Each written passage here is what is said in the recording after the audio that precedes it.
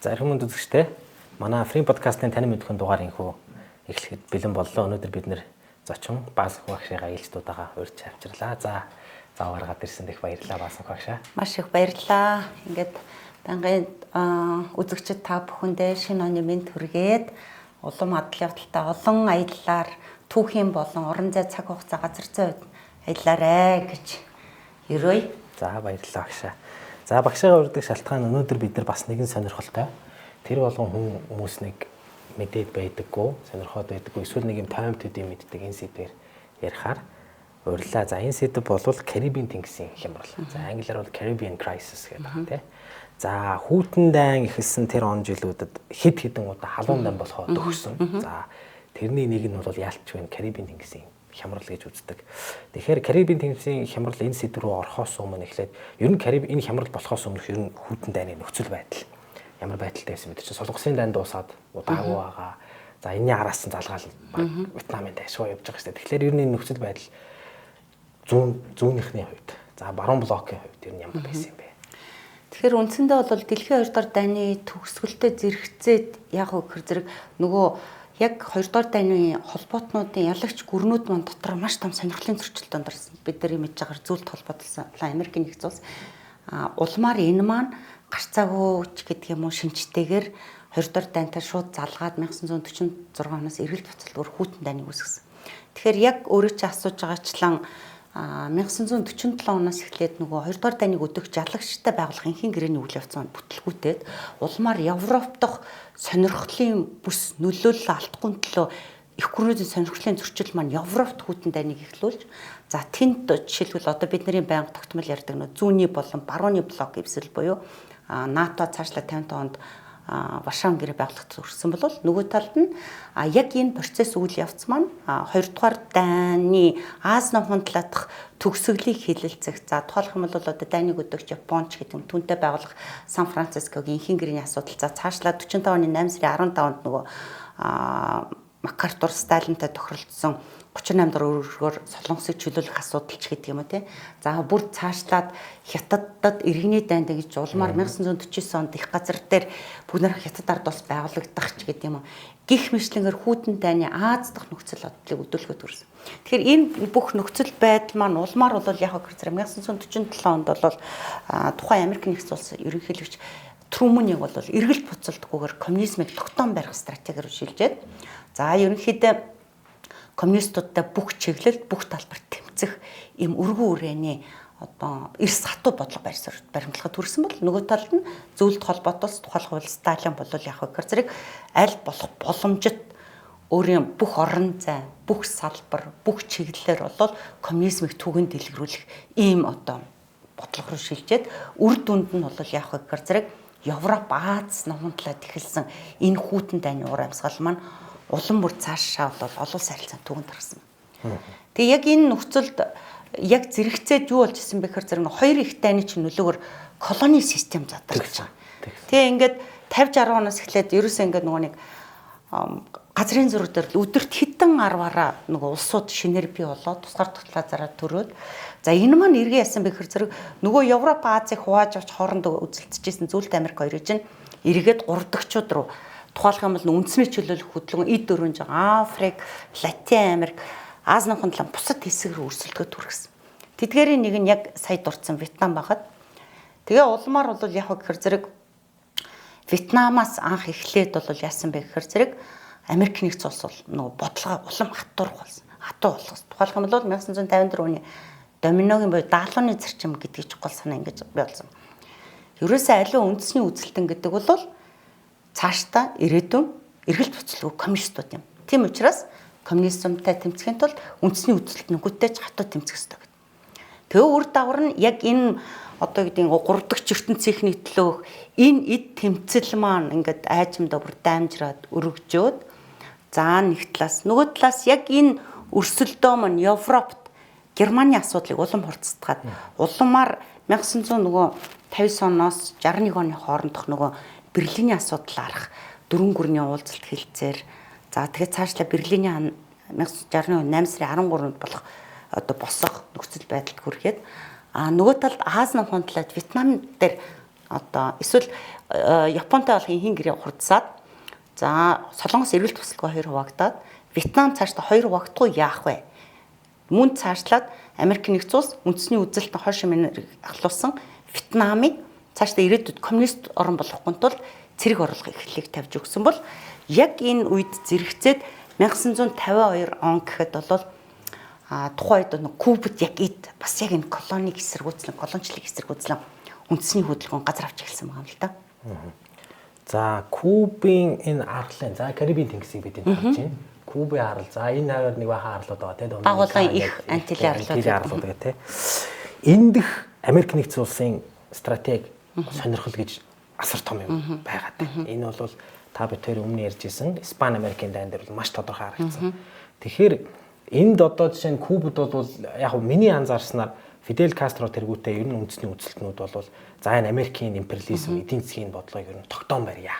Тэ? Одоо бид нар тэгэхийн тулд биднэрт одоо бас хүчтэй одоо юу хэрэгтэй юм бэ? Энэ нь бол зөвлөл бод ус байх юм аа. Тэгэхээр ер нь нэг энэ бус нутагт ашиг сонирхол яг яаж өрнөж юу?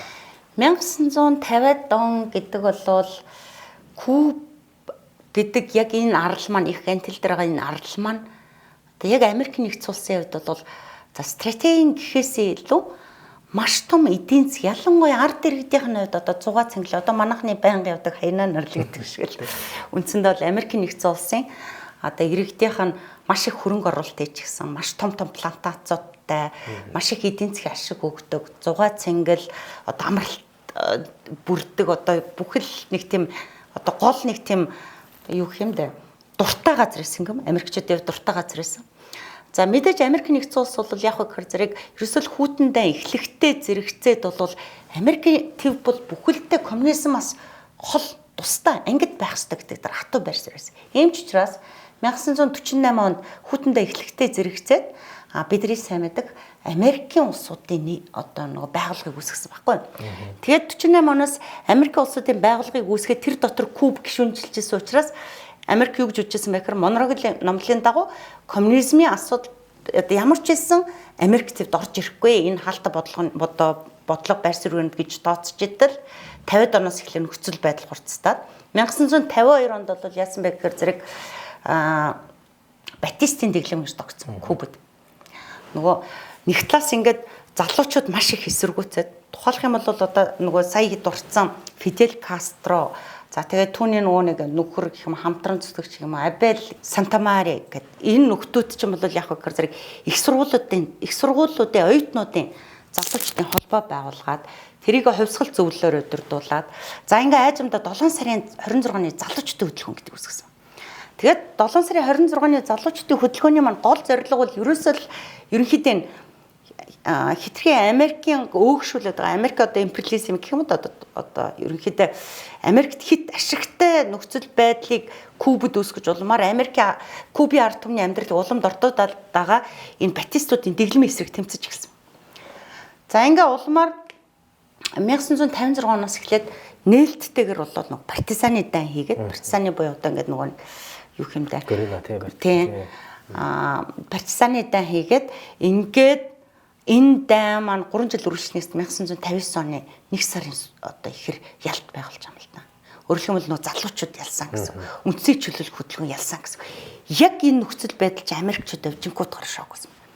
Хизээч яагаад ч коммунизм орж ирэхгүй гэж бодоод за ингээд нөгөө нэг одоо юу гэдэг өөрсдийнхөө бодлого, байр суурь, стратегийн давуу тал, цөмийн зэвсэг Америкийн улсуудын байгууллага одоо юу гэдэг бүхий л талаараа ерөөсөө ингээд бүхэлдээ хаалттай гэж бодцсон байсан энэ твд нь тэр байтга бүр хажуу бөөрөн дээр нь ингээд коммунизм гараад ирлээ л гэж ойлгосон.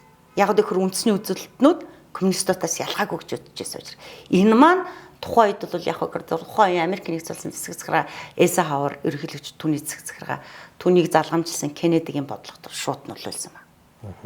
Энэ нөө Bay of Pigs гэж ярьдаг шүү дээ. Тэнд Джон Кеннеди тухайн үед байсан шиг санаж байна.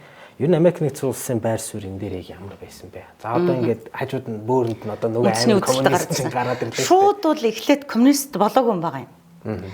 Ерөнхийдөө бол Кастроч бас нэг юм айхтар байгаа хгүй. Бид нар чинь юм жижиг улс, том гүрний аж ахуйн жижиг улс гэдэг маш сайн мэдчихсэн. Тийм ч учраас 1959 онд 1 сард засгийн эрхийг аваад Батистуудыг хөөгд засгийн эрхийг авсныхаа дараа Кастро 4 сард нь хавар Эйзенхауерт хандаад уулзах хүсэл тавьдаг байхгүй. Тэгэхээр өөрөөр хэлбэл ямар ч гэсэн нэг яриа хэлцээний журмаар л одоо харилцахыг, зохицохыг жижиг улсынхаа одоо ингээд сул талаа ойлгож штэ. Ингээ хүсэл тавьсан харамсалтай нь хүлээж аваагүй. Тэнгүүт нь нөхөр яасан бэ гэхээр зэрэг шууд хариуд нь буцаж ирээл хүсэл нь татгалзангууд шууд бол яасан бэ гэхээр зэрэг маш том шинжилэл хийсэн байдаг. Тэгэхээр ялангуяа энэ маань бол юу гэхээр зэрэг газрын шинжилэл. Ер нь тухайд бол Кубын ард түмний 70 гаруй хувь нь хүрхийн газаргүй одоо ингээд байсан бол тэр бүх том газрууд чинь бүгд нөгөө нэг одоо юу гэдэг юм голдуу нөө Америкчүүдийн өмч хөрөнгөсөн. Жишээлбэл ингэнгүүт нөхөр яасан бэ гэхээр зэрэг бага олон дараалсан шинжилгүүд хийгээд за тэр дотор гээл тэгэнгүүт чинь Америкийн иргэдийн эзэмшил багчаас 38 том сахарын үйлдвэр элсэн чихрийн үйлдвэр бүгдийг улсын өмч болгож зарлаж байгаа. Тэгээ ингээд нөхцөл байдгийг бол улам хорцолсон. Мэдээж үүнд нь хариу болгоод бол яг гэр зэрэг Америк нэгдсэн улс бол шууд одоо Кубыг яг амжиргааны их уср болсон элсэн чихэрт нь хоригдчих. Бүгдийг ч аахгүй. Тэгээ бүх нөгөө юуны яг тухайн Латин Америкийн Кубтай харилцдаг одоо элсэн чихрийн худалдаж байгаа бүх улсууд бас ингээд хориг тавин тэргээ саналтай байна. Ингээд Кубыг өхөн дэдэлд оруулангуудаа нэг зэрэг Эйзенхауер өгсөн бэхэр зэрэг яг нөгөө зарчмаараа. За ерөөсөө л нөгөө даалгаврын чинь зарчим үйлчлэнэ. Тэгэхээр энэ Кастро их чинь өнөөдөр үндэсний үзэл Кубын одоо үндэсний хөгжил цэцгэлт гэж ярьж байгаа боловч энэ маань ирээдүйн коммунист болно гэсэн үг. Ийм учраас бол бид нар хатуу арга хэмжээ авах хэрэгтэйгээд ингээ улмаар 1960 оны 3 сарын 17-нд бол тэр анх Эйзенхауерын үед бол Кубын одоо цагаачдыг ашиглаад Кубын одоо Америк нэгдсэн улсад амьдарч байгаа цагаачдыг ашиглаад Фидель Кастрогийн засгийн газрыг түлхэн унах тухай юм нарийн төлөвлөгөө олсруулсан. За тэгээд энэ төлөвлөгөө маань ерөнхийдөө нэг юм эхний орлого нь бүтлгүүтэй дараагийн том орлого нь Эйзенхауерын төгсгөл үед байдаг хэрэгжиж амжааг байтал түүнийг залгамжилсан Кеннеди гарч ирэнгүүтээ энийг аяг сайн бичсэн энэ төлөвлөгөөний талаар.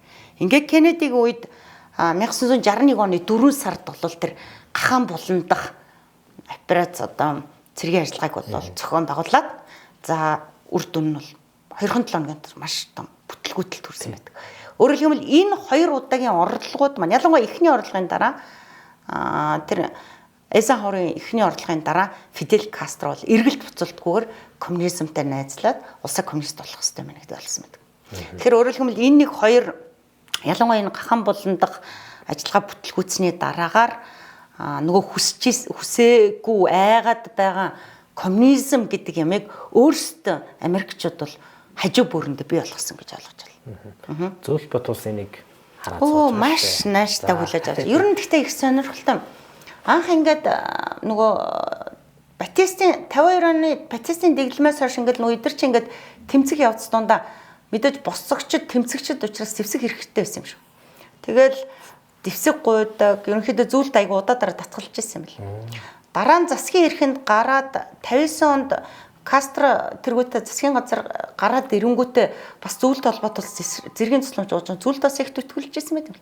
Хариуд нь дандаа яжсан бэхэр зэрэг одоо гэдэг ингээд Америк нэгдсэн улсын байр суурь хатуурхах тоол нь зүйлд холбоот улс бол яах вэ гэхээр зэрэг өөртөө улам лавшруулан татах юм бодлого явуулсан гэдэг. Жишээлх юм бол одоо нөгөө юуны 59 онд одоо ингээд эсэн чихрийн тэр чигт нь худалдаж авах хориг тавиад одоо Куб оршихуйс оршихуй дээр төсвөг болчоор зөөдөл оронгод өөстөг үндэсний эрхчлөө тусгаар тогтнолынхоо төлөө тууштай тэмцэж байгаа Кубын ард түмэнд халуун баяр хүргээд дэмжиж байгаа илэрхийлж байна. Энэ жилийн чи ургацыг тэр чигт нь зүйлд холбоот бас худалдаа авъя гэдэл. Дээрээс нь одоо зээл тусламж олгоё гэх хэмжлэн гэр. За ингээд ерөнхийдөө бол яг хөө зэрэг яг нэг юм Кастрогийн эхний жилүүдэд буюу Америк Кубын харилцаа ингээд нэг юм айчамдаа ингээд 59 оноос 61 оны хооронд ингээ хурцдах тоолнд зүйлд холбоот улс их үед бол зөвхөн эдийн хөндлөнгөөс ажиглаад эдийн засгийн хувьд дэмжих ийм бодлого барьсаар сандаад за ингээд Кубудэд хэрэгтэй байгаа нефт нийлүүлдэг, элсэн чихрийн худалдаж авдаг, зээл тусламж олгодог нэг иймэрхүү байдлаар өрнөж исэн ба.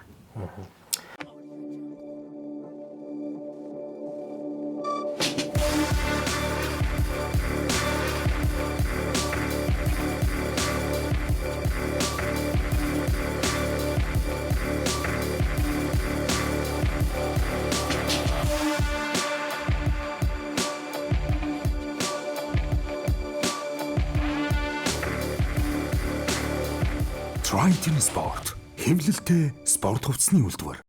За асуудал ингээд маш хурдтай өрнөж байна. Зүйл бот улсын байр суурь илэрхийлж байна. За Куб, Америк нэгдсэн улс гэдэг. За энэ дээр ер нь яг энэ хямрал одоо жишээ нь ингэж ярьж байна л да. Европт бол Итали болон Туркийн нутагт Америкууд хуучин байрлуулж гасан. Эсрэг хариуд нь тэгвэл одоо нөгөө Кубын нутагт яг Америкийн бөөрөнд энэ одоо яг ямар учиртай процесс болов? Зүйлтөөс ихтэй юм шиг. 1900 одоо ингээд 1945 онд Америк нэгдсэн улс анх цөмийн зэвсэгттэй амжилттай дуршаад хэрэглээд 49 онд зөвлөлт холбоот улс илүү амжилттай зэвсэг амжилттай дуршаад. Гэл ингээл энэ орч өрсөлдөд тоо чанарын хувьд технологиуд ингээл зогсоочлог өрсөлдөж байгаа явц донд мэдээж ингээд цөмийн зэвсэг маань ингээд маш технологиуд аяг хурдтай өгч юм л. Богино, дунд, алсын тусгалын гэдэг. За ингэнгүүт энэ явц донд бол яасан бэ гэхээр нөгөө 1955 онд холбооны бүгд найрамд Герман улсыг ингээд гарцаагүй ингээд заашгүй сад НАТОгийн гишүүн болгонгууд зөвлөлт холбоотой улсууд нь яарвчлаа хариу арга хэмжээ аваад за мэдээж Варшавын гэрээ байгуулагдсан 50 онд нөгөө талаас 1958 онд бүгд найрамд ардсан Герман улсын нутаг дэвсгэр дээр R5 гэдэг зөвлөлт холбоот өөрийнхөө пожонгуудыг байршуулсан. За тэгээд 59 онд нь нөгөө одоо газрын зураг дээр 52 гэсэн тэмдэглэгээтэй тэр нөгөө Калининград тий Königsberg хуучин Königsberg одооны Калининград. Тийм тэнд зөвлөлт холбоотоос дараагийн пожонгуудыг байршуулсан. Тэнгүүд нь үүнд нь хариу олгоод бол яг хөр зэрэг нөгөө ингээд зөвлөлт Америк хоёр чинь ингээд аль хинэн стратегийн давуу тал олж авах вэ гэдэг өрсөлдөд байдаг шүү дээ. Тэгэхээр үүнд нь хариу олгоод бол яг хөр зэрэг Америк нэгдсэн улс бол тухайн НАТОгийн холбоотон Европ гишүүн улсуудынхаа нутаг дэвсгэр дээр тухайлх юм бол Их Британий нутаг дэвсгэр дээр Тор. За дараа нь Италийн нутаг дэвсгэр дээр Юпитер. Тэгээд хамгийн сүүлд бол шууд Москва руу онлоод Туркэд бас Юпитерийг бол байршуулсан. Тэгээд яг энэ үйл явц нь бол 1960-аас 61 оны үйл явц юм л да. Тэгэхээр ингээд он цагийн хувьд төгөд үзвэл 50-аас 59 оны хооронд зөвлөлт холбоот улс эхэлж байршуулад нөгөө НАТОгийн холбоотууд эсрэг давуу тал болж байгаа тул үүнд нь хариу олгоод 60 онд нь 60 ширхэг дунд тусгалын пуужин Их Британд Тор тэгээд 30 ширхгийг Итали тэгээд 1961 онд нь бол Туркт 15 ширхгийг байршуулад ингээд ерөнхийдөө бол нөгөө тухайн үед яг ингээд стратегийн давуу талаа үнэлэх юм бол Америк нэгдсэн улс бол шууд илт бүрэн давуу байдал болж авсан гэсэн. Яг энэ нэгцэгтэй үед бол яг хөр зэрэг нөгөө Кастро гарч ирсэн, Кастро ялсан, Кастро гарч ирсэн 60 онд европчуудаас зэвсэг авъя гэсэн чинь татгалцсан. Зөвлөлт хариуд нь зэвсэг нийлүүлэх болсон. Ингээд ялангуяа нөгөө хуршоо ингээд нэг тийм санамсаргүйч гэдэг юм байдлаар 1961 онд нөгөө зөвлөлтийн хурал дээр явж байгаад Туркэд одоо Москва руу чиглэсэн Москваг ерөөсө 15 минут дотор үгүй их чадaltaй Америкийн пожонгууд байршлыг сонсож ирээд яг энэ одоо ингээл нөхцөл байдлыг ингээд улам одоо хурцгсан гэдэгтэй адилхан ийм л одоо хин стратегийн давуу тал олохын төлөө өрсөлдөөн эхэлсэн гэж ойлгох юм уу? За тэгэхээр яг энэ нөгөө зэвсэгдээр бол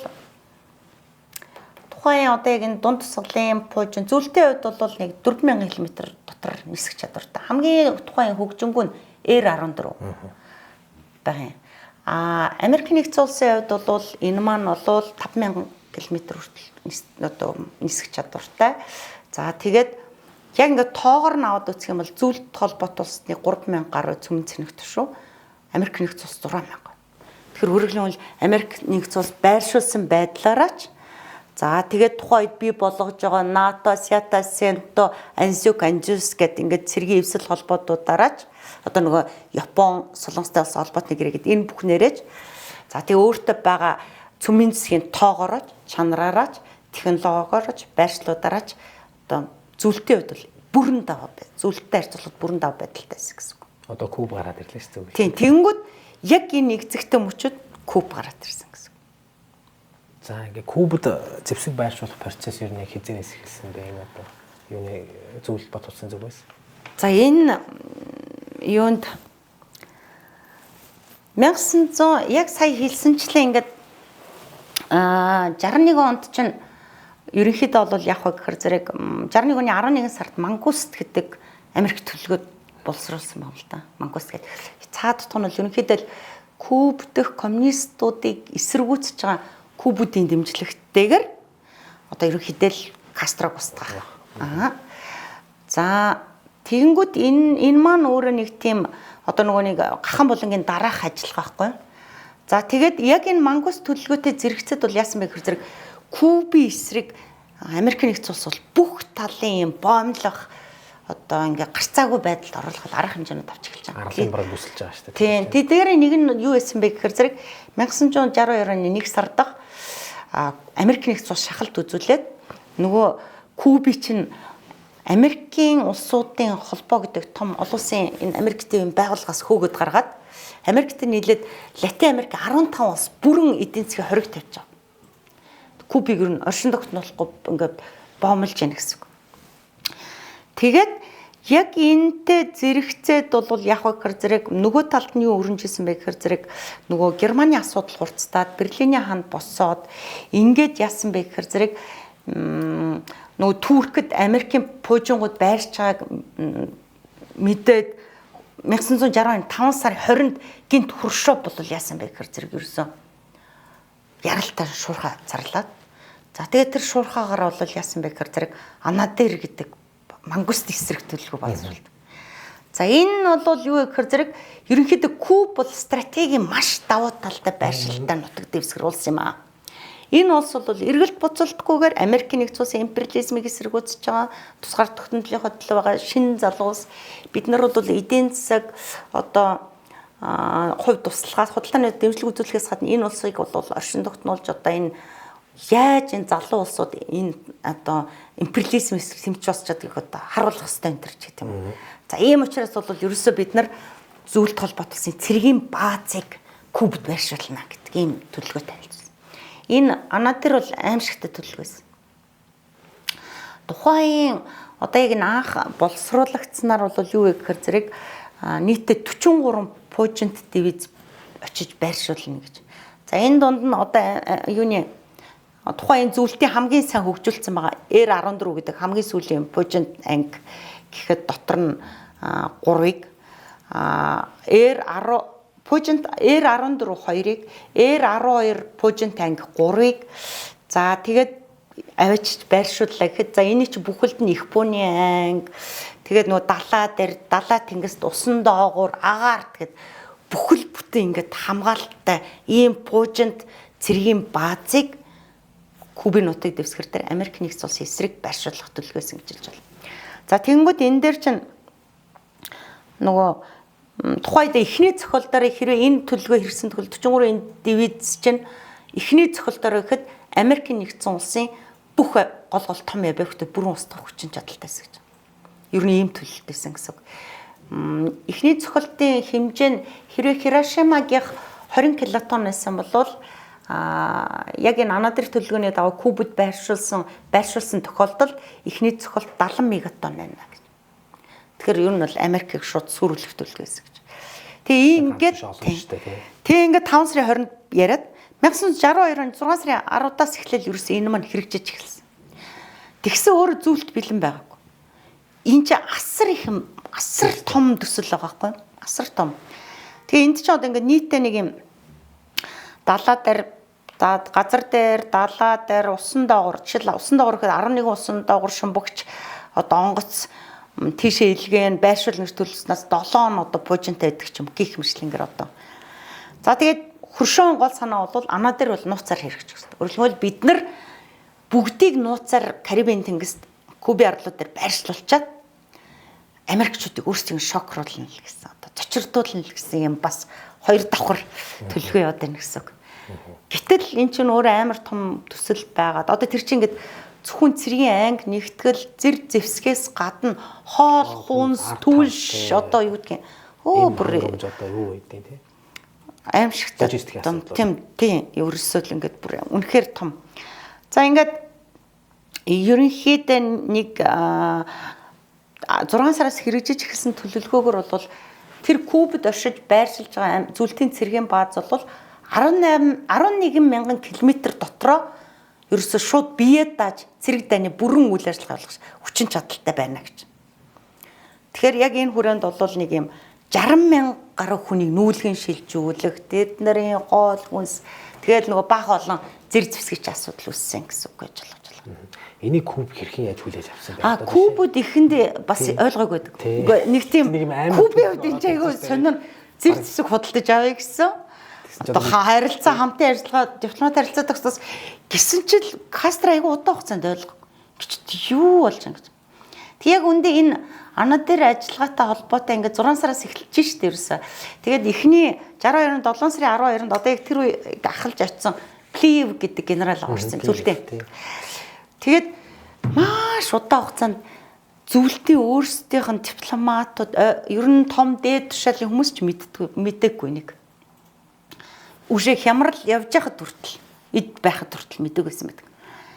Кастро ч гэсэн бас их гайхсаад их гайхаж хүлээж авсан. Үгүй энэ ч одоо яах вэ гэл те.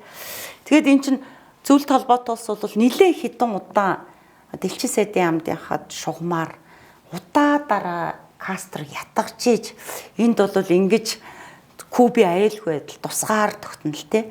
Оршин тогтнолын төлөө энд одоо зайлшгүй цэрэг байхгүй болохгүй байна. Тэр дундаа цөмийн зэсэг байж иж Куб улс бол одоо энэ аврах том одоо тухайд аюул мангас гэдэг юм уу? Америк империализм эсрэг зогсож чадсан шүү дээ гэж нэлээд 2-3 удаагийн ятгалгын дараа бол Кастро зөвшөөрсөн байдаг юм. Тэгэхээр Кастро маш болгоомжтой хандж байсан.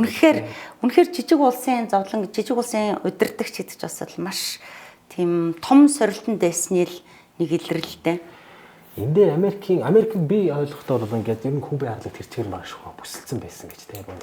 Тэгээд энэ дээр хуршоо ямар мэдээлэл би уншиж байсан гэхээр ер нь ингээд энэ бол баг ингээд ер нь Кубын газар нутг руу халдна гэдэг бол зөвлөлт бодуулсан газар нутг руу халдсантай бараг адилхан шүү. Тийм учраас бидний одоо retaliation хариу зохиолт бол бас байх болно шүү гэдэг ийм юм бас мэдээлэл өгч ийсэн байлээ. Тэгээд энэ дээр яаж яваад тэр зэвсэг одоо буучва гэдэг тэр ч одоо маш том уул Америк өдр тагнуулууд нь бол мэдчихсэн байлээ шүү дээ. Тэнд дотор бүр ажиллаж исэн хүмүүс байд юм байлээ шүү дээ. Бүр яг энэ хямралыг гол зохицуулахад гол үүрэг гүйцэтгэсэн Роберт Кеннеди хэлсэн мэт.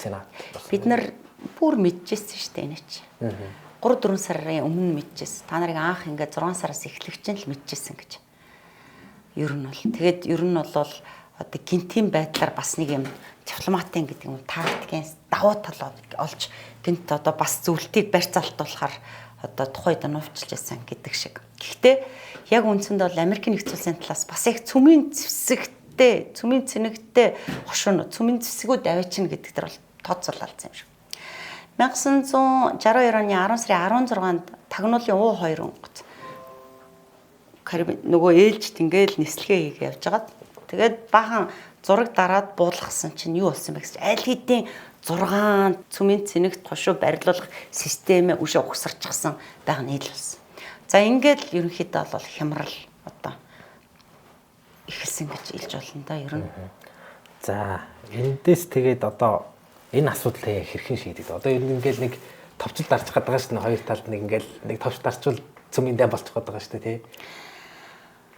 Үнэхээр одоо ботход бол яалтчгүй ямар их тийм хүнд нөхцөл дэсэн болоо гэдэг асуудал. Тэр өчир шууд харилцаа холбоохгүй.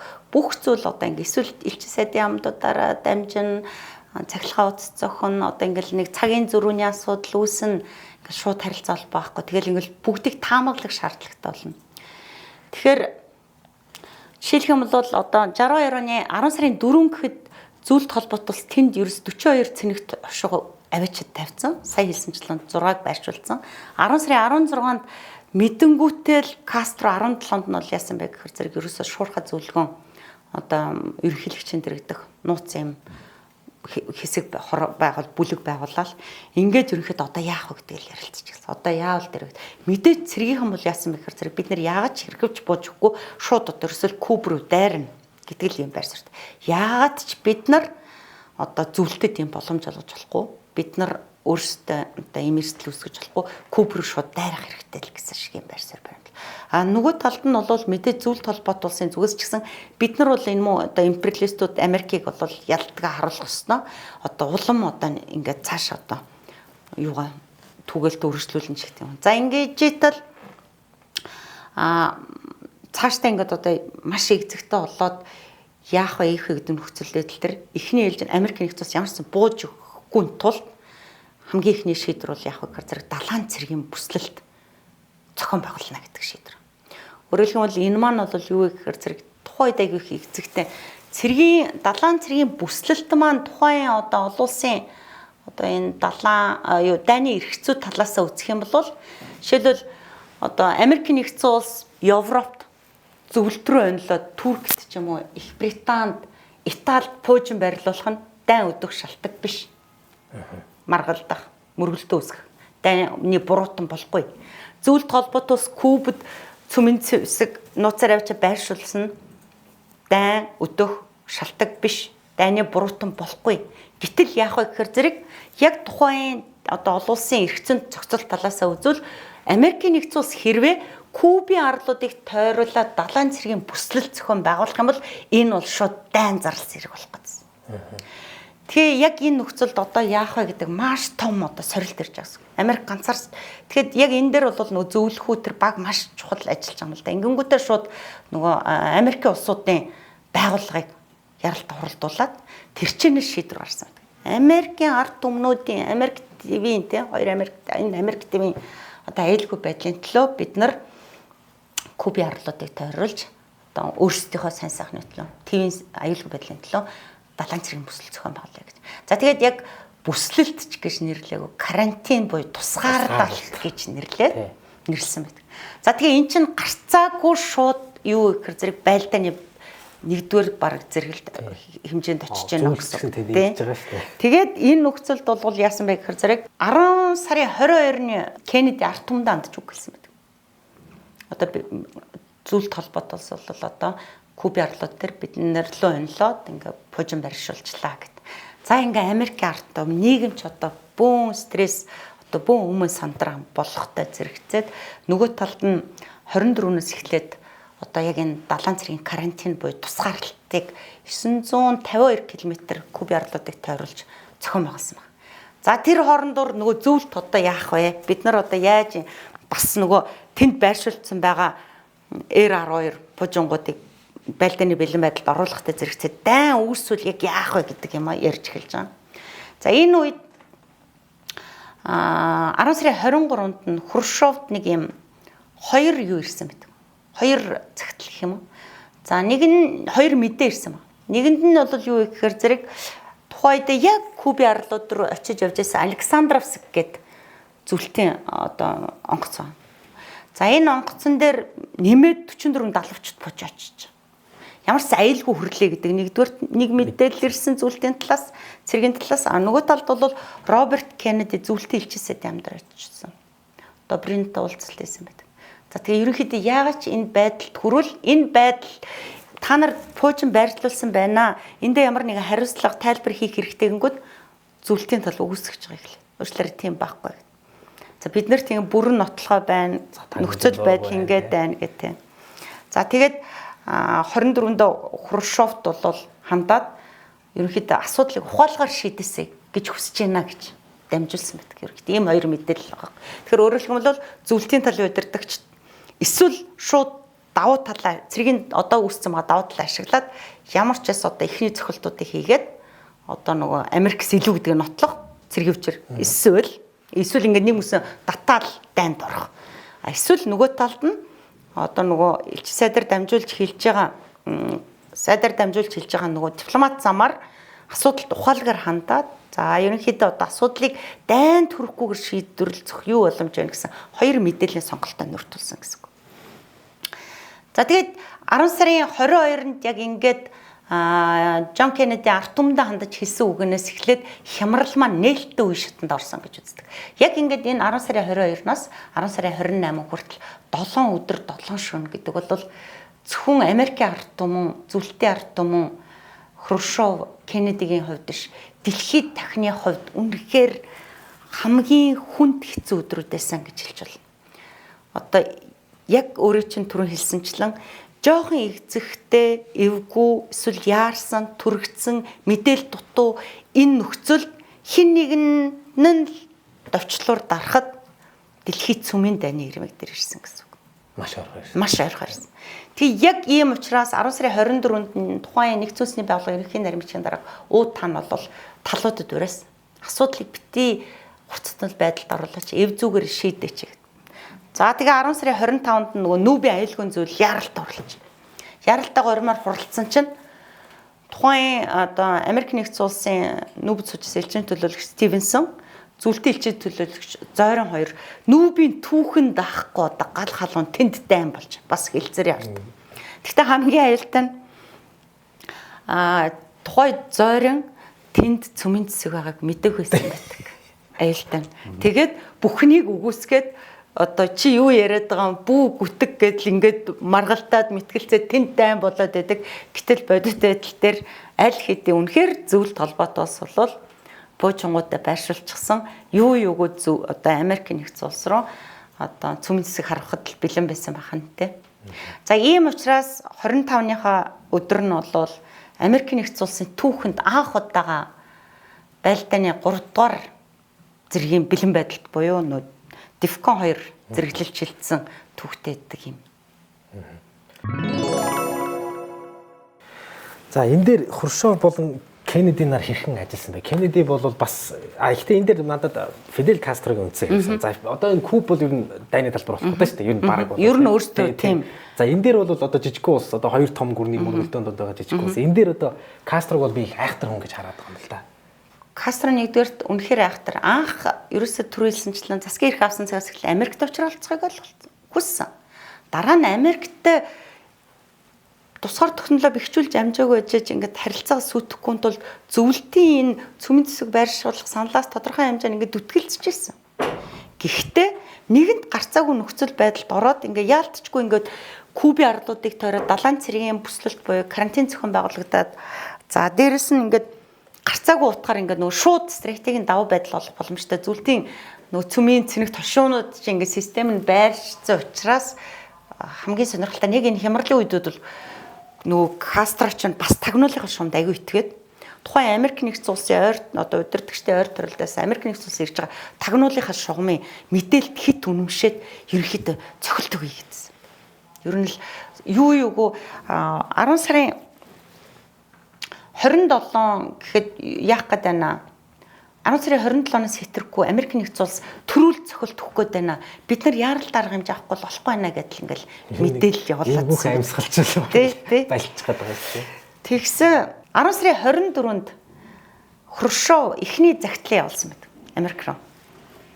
Тэрнэр айгу ууралсан. Одоо бити ингэж зүйлтийн сайхан нэр хүндийг унаагаа гүтэг та нар одоо бол мол гэдэл ингээл тэгжсэн 10 сарын 25-нд ерөнхийдөө гинт бол яах вэ гэхээр зэрэг байр суурь өөрчилсөн байдаг. Тухайлбал 26-ны шөнө Хрущев 2 дахь загтлаа хийлгэсэн байдаг.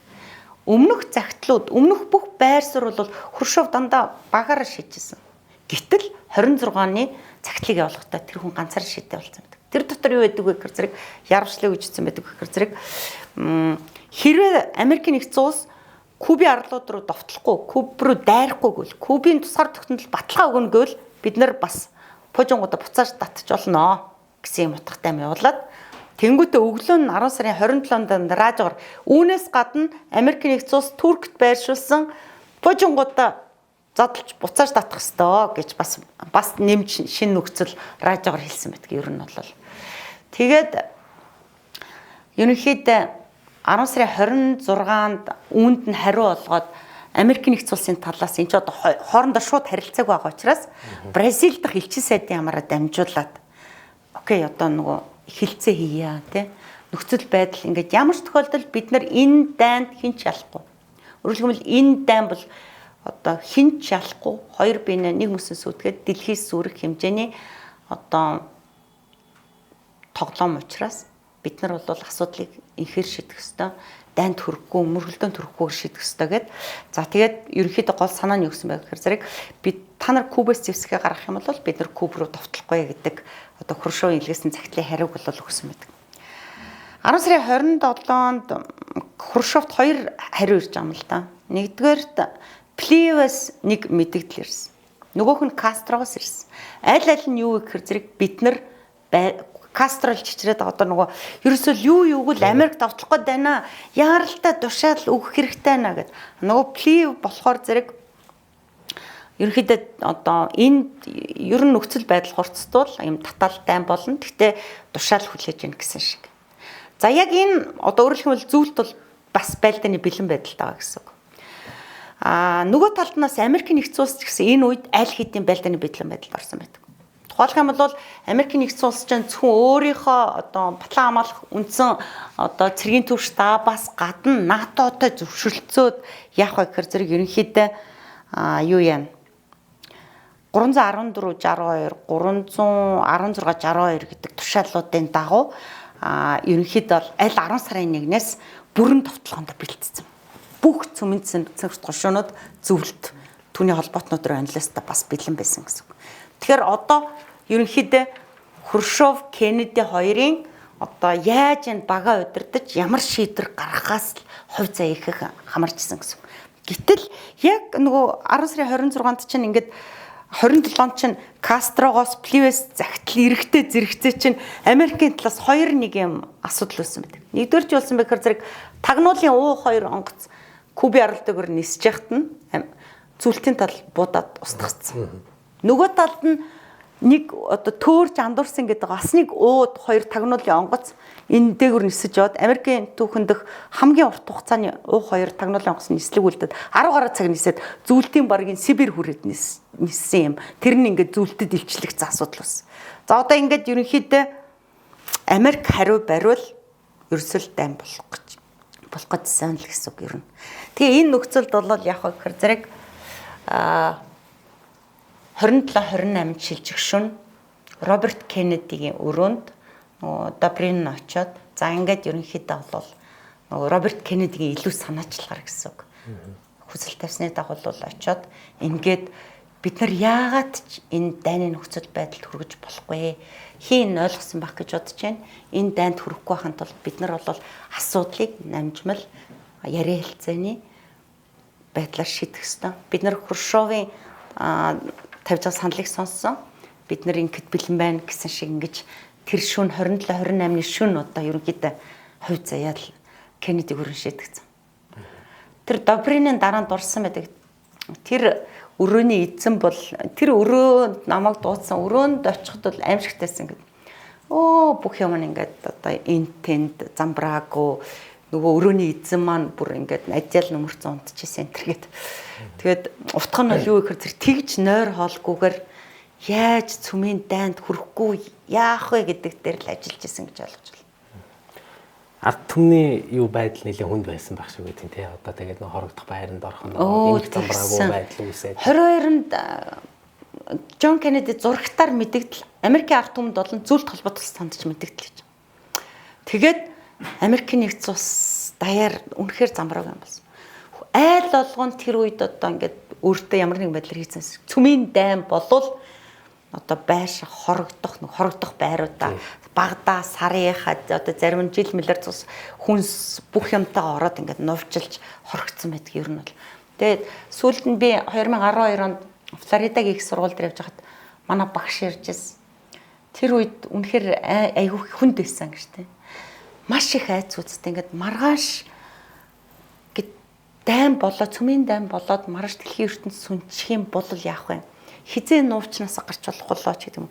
Би жоохон өсвөр жоохон хөвгтэйсэн ч гэсэн тэр өдрүүдийг би хизээч мартдаггүй гэж. Тэр байтугад одоо ингээд та нар одоо радиогоор гарч олноо, хямрал арилсан, дайм болохгүй гэж засгийн газраас мэдгдсэн ч гэсэн маш олон айлууд нуувчнаас гарахыг хүсэхгүй удаан хугацаанд байсаар байсан. Хэдэн сар усаа айл. Хэдэн сараар хүртэл. 27-28-нд Кеннеди Добрины хоёр уулзалтаад мэдээж Америк ч НАТОтой иргэд төвшөлсөн шүү дээ. За ингээд Кубээс гадна Туркийн асуудал болоод байгаа байхгүй. Туркээс одоо цөмийн засгийг авах асуудал, задлж буцааж татах асуудал. Тэнгүүд НАТО эсрэг үзсэн. Юу яриад байгаа юм бэ? Тэгээ тухайн үед одоо энэ чинь аягүй хэцүү нэг хэсэг одоо Роберт Кеннеди тэргүүтээ ингээд нэг юм асуудлыг дипломат замаар шийдэх хүсэж байгаа нэг хэсэг. Нөгөө талд бол цэргийн тийм байхгүй. Угаасаа зөвлөлтийн бүх цөмийн цэнэгт одоо наан чин байршсан байгаа R12 ч бүгд учир дутагдaltaй. Технологи хувьд тоцорцсон. Ер нь бол амжилтад дайтах чадваргүй. Тийм учраас бол бид нар ясан ч буужихгүй гэдэг. Яг энэ байр суурийг бас НАТО-гийн цэргийнх нь айгүй тийм барьсан байдаг. Бид нар бол яагаад ч зүйлдэд буужихгүй болохгүй. Бид нар ийм сул дорой гэдэг харуулж болохгүй. Энийг эсэргүүцэж байна гэдэг. Тэгэхээр өөрөөр хэлбэл нөгөө талд Америк ч гэсэн айгүй том сорилтонд орж исэн гэсэн үг. Тэ? Маш том сорилтонд ороод за яах одоо Кубээс татгалзан Кубд баталгаа гаргаж өгнө.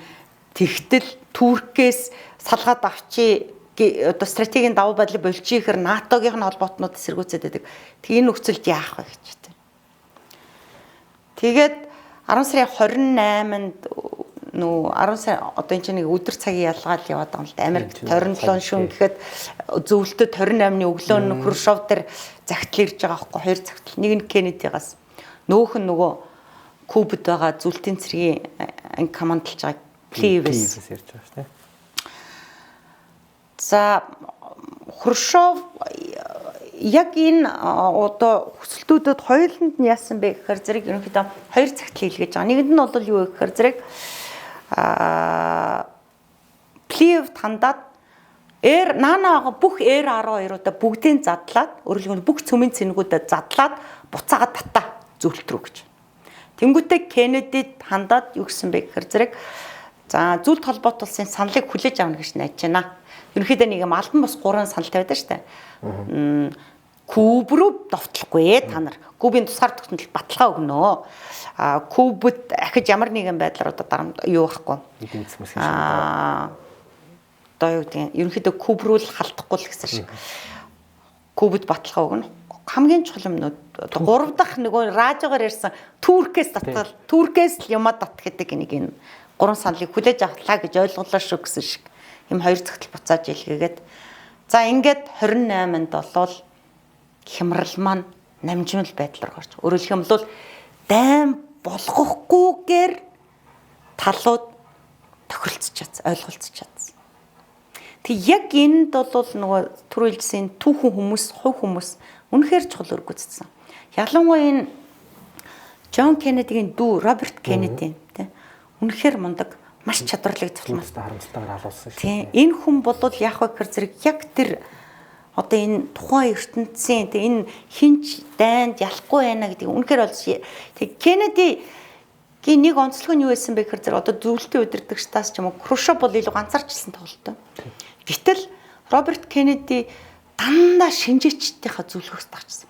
Дандаа экспертүүдийнхаа одоо ингэвэл яах вэ? Ийм шийдвэр гаргал яах гэл ингээл дандаа шинжээчдийнхаа санал дээр тулгуурлаж шийдвэрүүд гаргаж ирсэн. Баг сайн байна л да. Дээрс нь удирдахч бас мундаг байгааз. Одоо нөгөө нэг төрийн бодлогоч альва бодлогочийн судалгаан дээр суйрлах хэрэгтэй альва шийдвэр гэдгийг л утгаар нь хэрэгжүүлсэн байгаа байхгүй. Тэгээ 28-наас эхлээд нөхцөл байдал намжил болсон.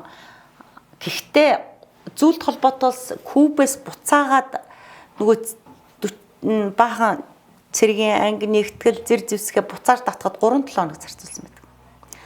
За ингээ тэр хооронд нь ингээд бүгдийн Америк ажигласаар байгаа. Америк ажигласаар нь байжгаад 11 сарын 20-нд сая далайн цэргийн нөгөө карантин буюу одоо бүслэлттэй зогсоосон байдаг.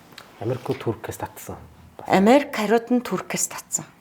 Америкийн нэгдсэн улс Туркт байрлсан. Тэгээ яг ерөнхийдөө хилцээр эхэлж байгаа юм л да. 10 сарын 22-оос 27-ныг дуустал ерөнхийдөө ингээд хамгийн юм нээлттэй огцом үе явж байгаад за ингээд 10 сарын 28-нд ингээд талууд зүйлт Америк хоёр садилцаад эхлэнгүүт дундуур нөө манай Кастрод орж одоо боод хөвгтэй. Одоо Кастро юу гэсэн бэ гэхээр зэрэг одоо ерөнхийдөө Америк Кубын харилцааг сайжруулах. Цаашдаа Куб улсад одоо баталгаа болох 5 нөхцөл ингээ Америкт тулгаж.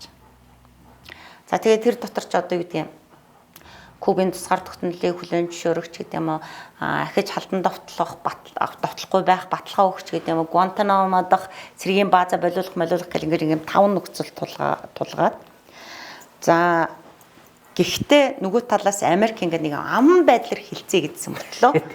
Яг үндэ зөвлөлтийн хүсэдсэн болон Кубын шаардаад гэсэн тэр тусгаар тогтнолд хязгаарч бичгээр баталгаа өгөөг байдаг. Гэсэн хэдий боловч яг энэ аман буюу дефакто тухайн үед яг хэлсэн бид нар куб руу ахиж халдахгүй, довтлохгүй, баталгаа өгнө гэсэн энэ ам биелүүлэлтэд өнөөдрийг хүртэл хадгалж чадсан байна. Өнөөдөр хүртэл харилцаа бас хэцүү л байгаа шүү дээ, тий. Кастрог би тэгжсэн. Яг Хрущев ингээд сүүлдээ ингээд одоо амар сайн зүйлд Америк хоёр ойлголцоод ингээд харж бат Кастро яг өрөөнд дотор галзуурах шахчихсан гэж байгаа. Хамаг юм нураагаад юу солиорол вэ? Энд чинь баг биднээ тоглолчлоо гэдэг ингээд тий. Хрущевт нэлээд уурж исэн гэж. Үнэхээр уурлсан. Ер нь Хрущевт ч тэр Кеннедич тэр маш олон хүмүүс дараа нь уурлсан байдаг. Хрущевыг хитрхи юм дур мэдлээ, хитрхи аймхай улчгаар загинж одоо яг энэ Америкийг эзэгтэй үед боломжтой үед ялах нөхцөл дээр зөвлөлтийг одоо ингээд хинч биш байдалд орууллаа гэх ингээд маш их тийм шүүмжилж сүүлд нь энэ манаас Хрущев огцороход нөлөөлсөн нэг хүчин зүйл болж байгаа шүү дээ. Нөгөө талд нь Кеннедиг ч гэсэн цэргийнхэн маш их эсэргүүцсэн. Ер нь бол Кеннедид бас ингээд хитрхи зөвлөлтөд найр тавьсан, Кубад найр тавьсан. Нөгөө хамгийн бидний гол заналтайсан болсон коммунизмыг түгэнд дэлгэрч өөгшүүлэхэд тусалсан энэ төр гэд бас баг юм урагч сул дорой байдлаар маш их одоо шүмжилсэн. Хин том шүмжил төрсэн байдаг. Тийм том шүмжлэгчтэй чинь нэгэн сүулдэ Кастро олж явсан баг. Анх нөгөө нэг яах вүлээ эн чинь одоо цөмийн зэсэг яг заавал байх ёстой юм уу гэж хандж исэн нөгөө Кастро чинь эцсүүлдээ бол яг гэхээр зэрэг ерөнхийдөө одоо нөгөө яг энэ жижиг улсын гэдэг Кубын тусгаар тогтнолын баталгаач ерөөсөө л энэ цөмийн зэсэг юм байна гэдэг дээр бүр улаарч итгээд тэгээд ерөнхийдөө бол энэ яг өөрөө хэлснээр тэр Хрущевт л маш их ууралж исэн. Ийм одоо дурсд дулуудыг хүмүүс үлдээсэн байдаг. Тийм Карибын тэнгисийн хямралд оролцсон энэ нөлөө бүхий удирдагчид маш тийм хэцүү хувь заяаг туулсан байдаг. Хрущев бол нэг бодлого бараг тэгээд огцорж байгаа. Огцорсон. Кеннеди бол тэгээд бас тийм харамсалтай Роберт Кеннеди гэсэн. За үр дагавар бол мэдээж үр дагавар явах хэрэгтэй тийм ээ. Тэгэхээр яг энэ яг ингээд 1962 оны 9-өөс 10 сард л үргэлжлээд байгаа 70-д ингээд юу байдлаар яг ингээд түрүү хэлсэнчлэн эд хямралын үе маань нэг 7 хоногийн л асуудал. 7 өдөр шөнийн асуудал. Гэхдээ ингээд хямрал маань бүрэн утгаар бол 1963 он 1 сарын 7-нд албай сар зогссон гэж үздэг. Бүр жилдээ ирж байгаа. Тухайлх юм бол зөвлөлтийн болон Америк нэгдсэн улсын нүүбдэх хэлчин чөлөөлөгчд нэгдсэн үндэсний байгууллагын ерөнхий нарийн бичигт хандаад одоо хамтарсан юм мэдээлэл бичгээр өгсөн байдаг. Ерөнхийдөө энэ хямрал зогссон учраас нүүбийн хилцэх асуудлаас энийг байх болгож өгнө гэж. Тэгээд ерөнхийдөө 1962 оны Карибын хямрал маань олон улсын харилцаанд маш том нөлөө үзсэн. Хамгийн том нөлөө юусэн бэхээр зэрэг энэ 48-49 оноос ялангуяа Солонгосын дойноос хойш ингээд хэмжээ хязгааргүй төсвөө ингээд үрэн барин алдагдaltaд орон барин тоо томшгүйгээр үржүүлж их болгосон тэр цөмийн зэсэг гэдэг чинь эцэст гинт ч ирэхгүй юм байна.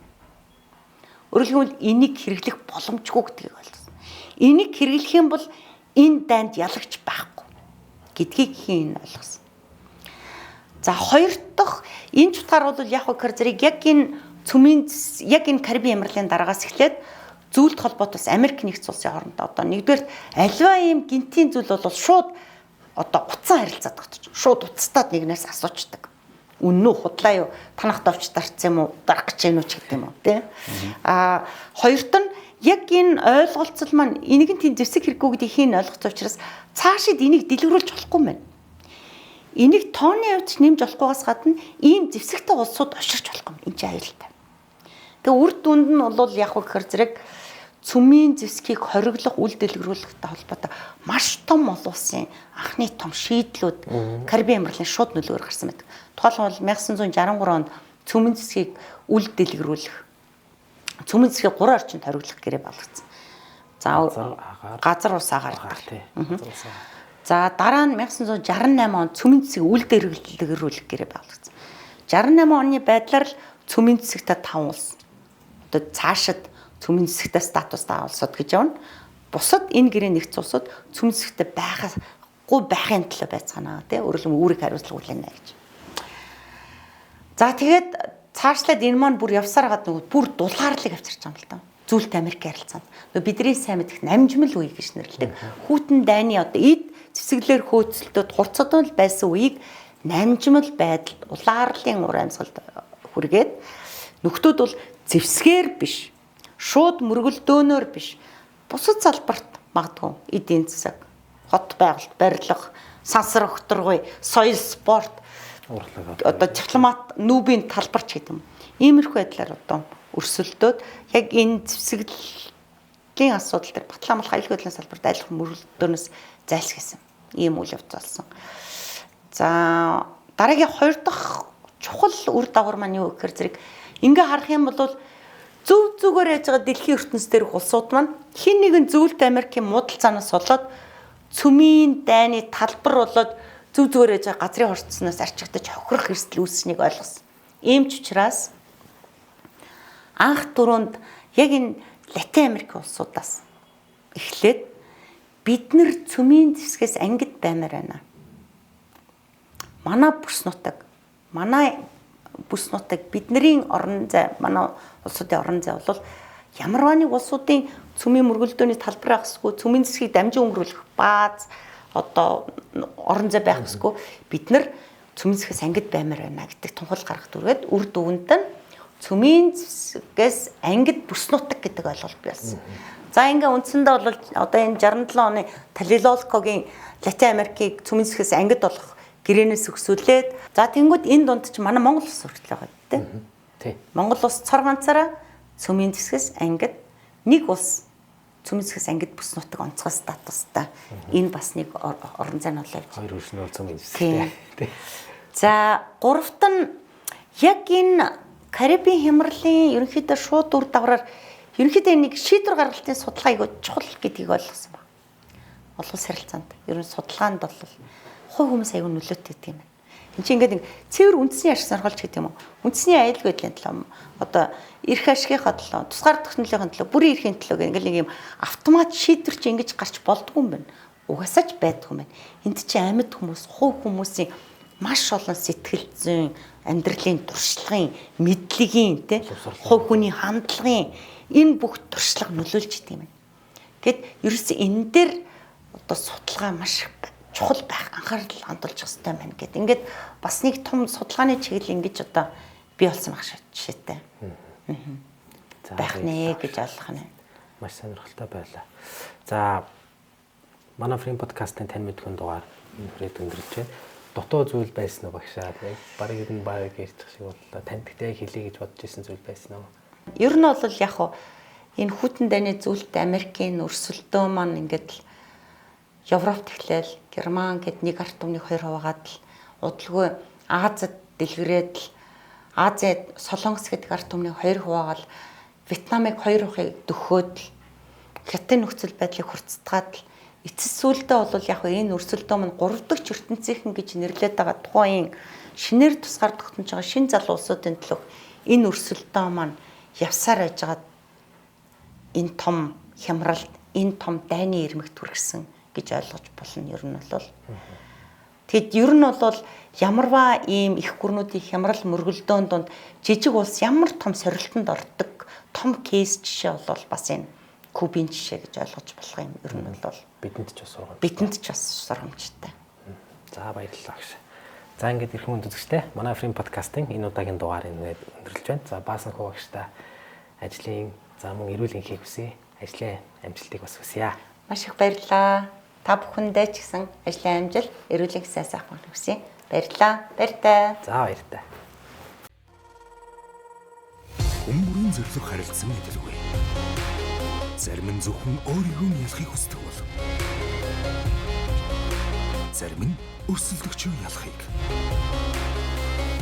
нэгдмэл байхыг, мөрөөдөлдөө хүрэхийг, өөрийгөө бусдад батлан харуулахыг зорж байдаг. Харин таны зорилго юу вэ? Triton Sport хэвлэлтэй спорт хувцсны үйлдвэр.